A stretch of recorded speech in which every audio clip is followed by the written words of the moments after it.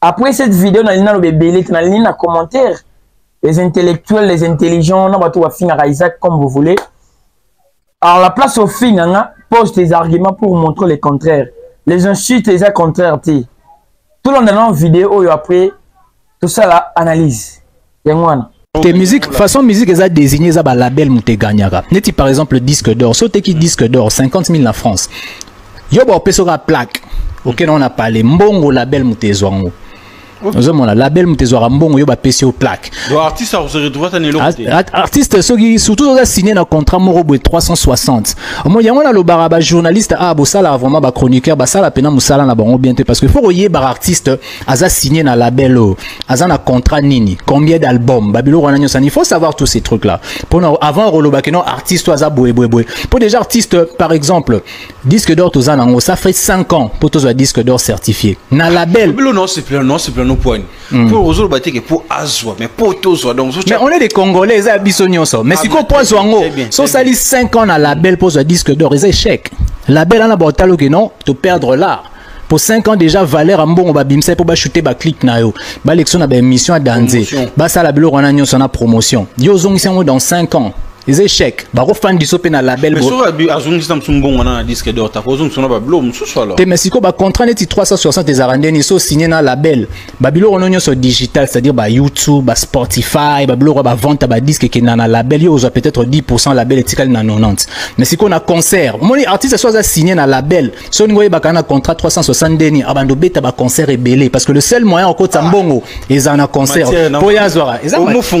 Des amara solo ba congolais faut ba eba. Pour ya un pourcentage ya koleka na ba concert il y a peut-être 70 mais 30 si ma côté à ba vente mais peut-être de 70 à 90 il y a le reste ça dépend à ndenge ba yokana donc on a Congo on a problème il y a ba musicien au bazana na ba label major na ba au bazin indépendant on est ba France ba mi ba mo créer ba artiste mi ba mo créer ba label na bango ba label indépendant pour éviter ba bloc on a mais si ko ba label indépendant so aux label indépendant faut bimsambongo ebele pour net par exemple so muto na label Moro neni major bah coacher peut-être $1 million pour un projet nae bah rechaye donc mais c'est déjà ça dans label Moro major à ça la eloroté bah bien bah mardi au la TV5 jeudi au les boy mercredi tu shooter clip donc il y a un talent tikala kana studio sala banzembo si vous êtes un artiste indépendant yemo fois ça la nyonso clip ya fouti nyonso fouti si moke luka distribution peut-être na Sony au PC bango 30% ba récolte na yo garder 70 ce sont tali na casserole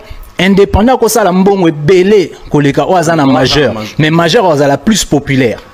Pour majeur bon ça que non produit na bon promotionner makasi mais ça la mbongote il y a un mon artiste soit na majeur comme ça album ne bima alors bim ça album ebele pour bima na deal wana za na majeur alors be taper ba concert ebele parce que le seul moyen ko tsambongo so zo comprendre maram na lo bo comprendre nani za majeur nani za voilà.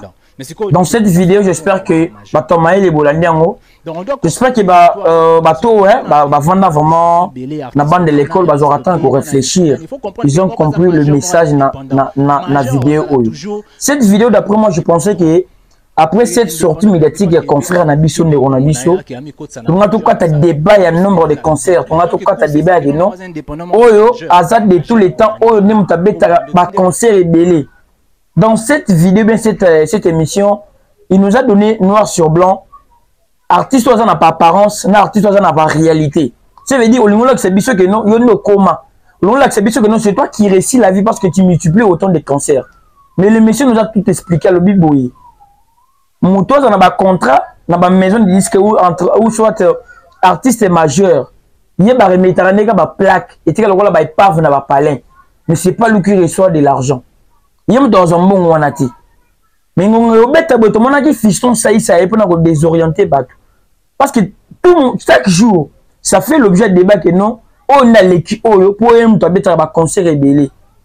Donc, un artiste est mort à Mboka, on a 58 concerts par an.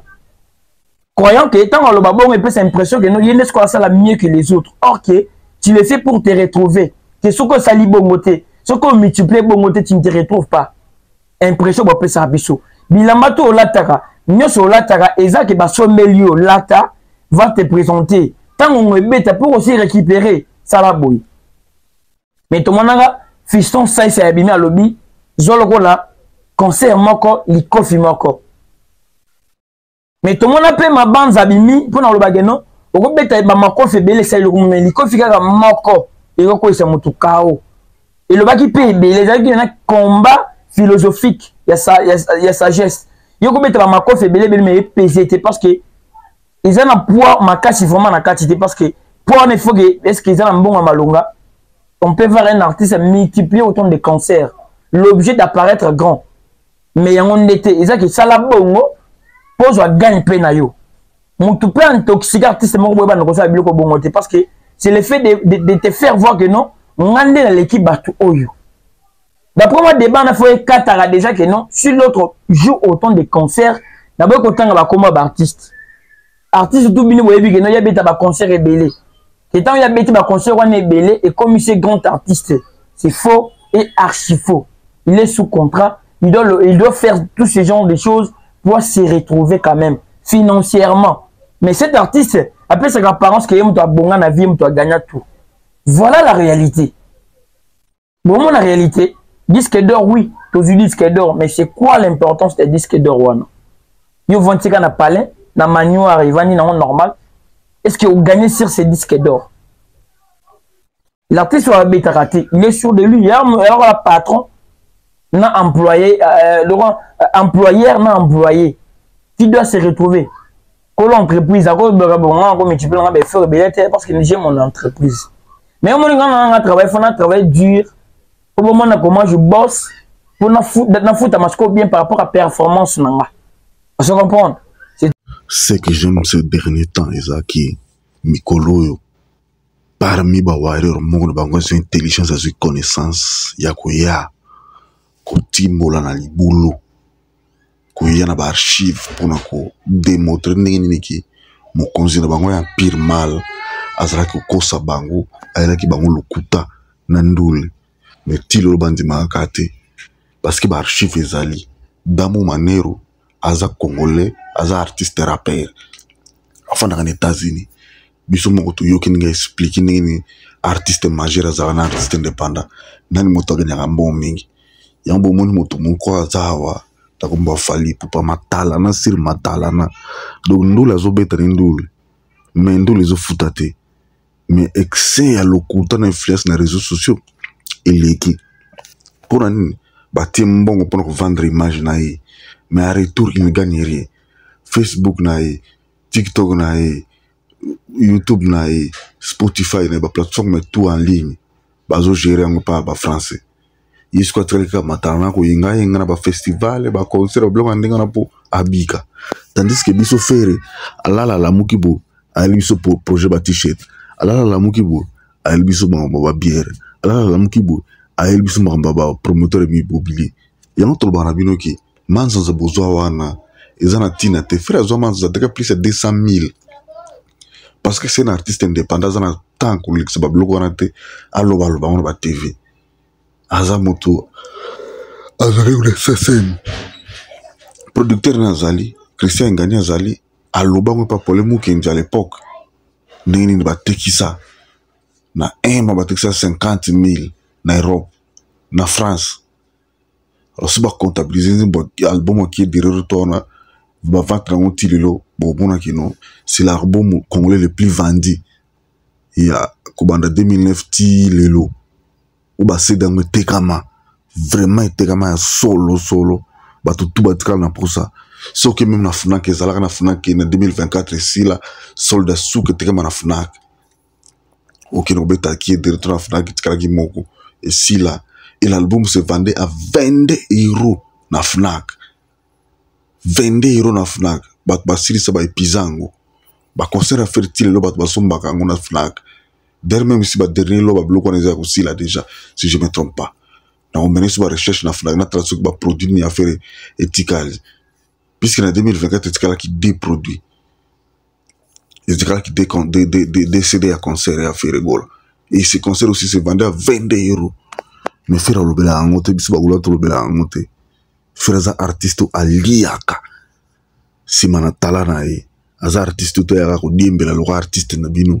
A lingi visibilité mingi mais azo gagner le côté tandis que Fergo azo investir pour tout le monde l'autant muto ko zala terre ko kufa tout le monde le ko tikala so bana ba kotikala na nini mais au moins kana mpenser na biso frère kozala bien kotikala na biloko ebele bana ba kozala ba héritage ba Osei ba Ozias ba Mathias ba Colline ba Ethan chaque mois déjà frère Sumbila ba ndako na ye bazana ba ndako na bango eza mapango te za ba ndako frère Sumba mapango atonga ba building frère atongela bana na ye mwana na mwana so za bana 20 déjà bana nyonso bakokani parce que frère gozana plus ya 60 mapango na kini nyonso za ba ndako na kati ba Davina tu baza ba ndako na kati etrela kaka mokolo bakotanga akoba bon mwana boye ozwa boye azota na posana bakola bango tu nda livre moto na moto na ye Robin odi bozaka locataire na biso te est-ce que fali azana moto ne aza locataire ya yebani ke nga o propriétaire fali azate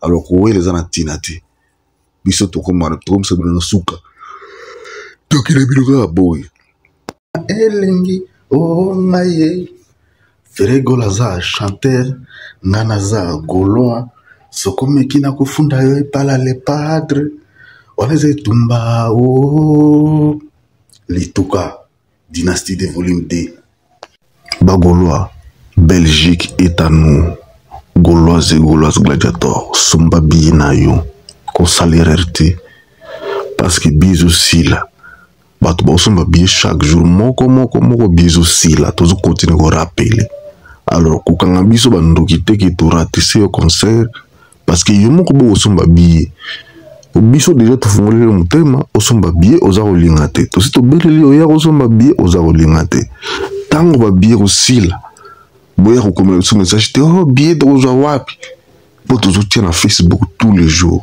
to za ko mobiliser bino tous les jours na WhatsApp na Facebook na TikTok to rappeler bino bosomba bien boza boya alors tango bien osila ko condamner biso te ko tindela biso message te oh non la linga somba bien billet bandi na 45 €, billet bandi na 60 €, ils ont 70 €, ils ont 80, ils ont 90 €.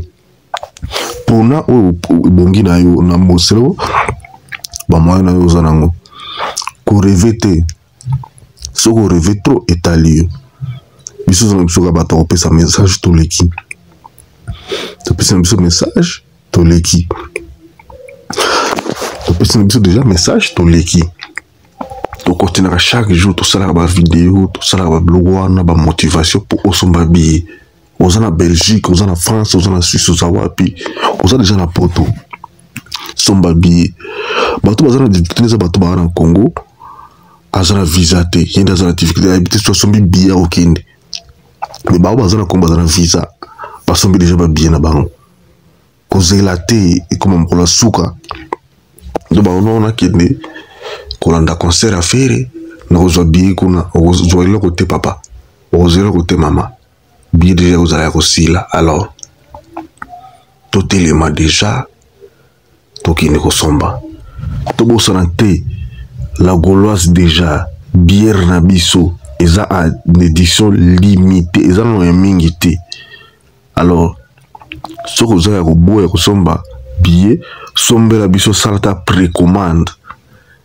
ya la Gauloise pour ce sali commande à la Gauloise et ko komela une adresse outil artiste yemo na naye ba ko s'assurer ba tindela yo partout sali le ba DHL bière na yo ko koma alors Gauloise la Gauloise a bière oye pour na ba ça implice na business artiste na biso salaka au sombi au commander une fois au contribuer déjà à la réussite au contribuer à business artiste parce que biso on peut créer artiste oyo azana business azako dépendre kaka na bisoté mais à dépendre de ba produit na ye etikala éternellement na katia mito bato déjà faire de marquer quelque chose dans la musique congolaise dans la musique africaine artiste azana bière na ye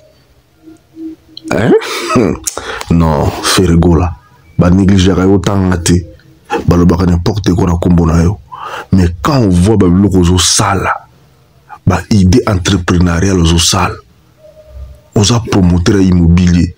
On longol na immobilier ou ba kisi business. On longol ba business ou ba kisi ba émission streaming payant. Mais non, faire qui est-il? Mais autant que tu as maïl, mais bah idée on nous a wapi, bah finga kayo ba adversaire qui non atanga tes azoba, mais bah idée entrepreneur aux local, pour monter à local, à une marque internationale nini, bah canadien, bah français, bah suisse, bah tomboga wana, bah ingénieur chimiste amboga wana, des bah salibière ou, mais si réellement l'artiste était local, est-ce que bilo ko bolinga zala? Je ne pense même pas. Nous sommes les aramoutés mamabi. Pour tout faire mouton aux en étoile. Pour qu'on puisse mouton aux en étoile, t'es comme à quelque part. Beaucoup aussi. Tous en abino maïl.